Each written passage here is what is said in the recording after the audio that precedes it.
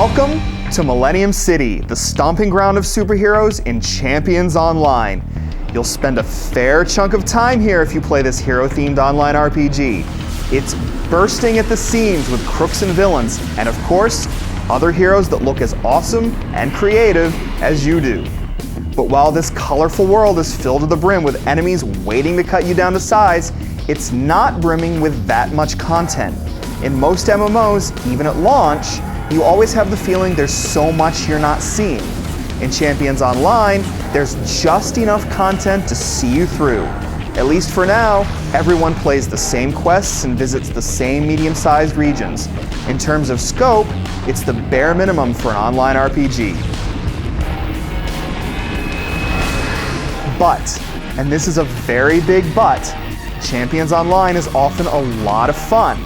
It isn't broad enough to make it your virtual home like you would with bigger and better games, but it's certainly more than enjoyable enough to last you the free month of play included with the purchase price. And Champions Online certainly makes a big first impression, starting with its fantastic hero creation tools. They're simply unmatched in gaming with the possible exception of City of Heroes, which was made by the same developer. The tools aren't unlimited, but if you've got a big imagination, you can give it a good workout here. If you don't, you can page through random options for some awesome and hilarious costumes. The flexibility isn't just limited to your looks though. You can select your initial powers by associating with preset archetypes, or you can customize one. You may discover, however, that with great flexibility comes great sacrifice. As you level up, you'll choose new powers from a broad list of powers across multiple disciplines. This may seem like a great way to mix and match a wholly original hero, but really, doing so isn't always ideal. A cool and original character isn't necessarily the most fun to play. Your hero might bring your vision to life, but the more you stray from effective and popular builds, the weaker you are in combat. Champions Online may seem like a departure at first, but while character development seems to encourage creativity, the naturally occurring imbalances stifle it some. But even if you stray from the most deadly power combinations, there's still a really enjoyable game here. That's mostly due to the combat. You get a fallback power that builds up your pool of energy, while the others deplete it. Depending on the skill, you might be able to increase its effectiveness by charging it up. You'll also need to actively block and break free from holds by tapping a key. You'll usually take on multiple enemies at once, so the combat is very active, what with all the button tapping, target switching, and energy balancing. It helps that the combat looks pretty cool, especially when you've got a group of players throwing their might around during a group instance swarming with villains and henchmen. In fact, the entire game looks good. Everything is cel-shaded and has a colorful comic book attitude. Unfortunately, Champions Online is prone to fits of slowdown when there are a lot of events happening on screen.